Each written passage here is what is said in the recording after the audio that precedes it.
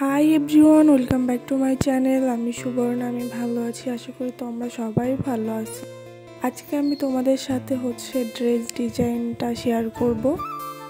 তোমরা যারা আমার লোকনাথ পূজার ভিডিওটা দেখেছো তারা তো অবশ্যই দেখেছো যে আমি এই ড্রেসটা ওই দিন পরছিলাম। যেহেতু অনেক গরম, এই জন্য আমি একদম সিম্পলভাবে একটা সুতি নর্মাল ড্রেস বানিয়েছি। ভাবলাম এটাই তোমাদের সাথে শেয়ার করি।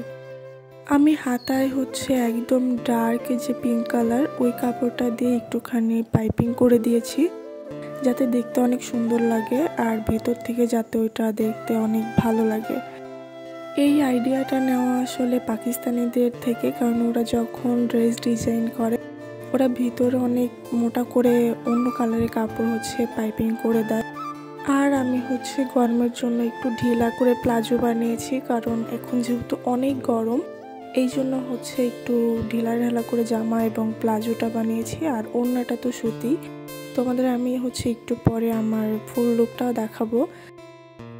আমার ভিডিওটা তোমাদের কাছে কেমন লেগেছে এটা অবশ্যই আমাকে জানাবে, এবং ভালো লাগলে অবশ্যই আমার চ্যানেলটা সাবস্ক্রাইব করে দিবে এবং বেল নোটিফিকেশন অন করে রাখবে।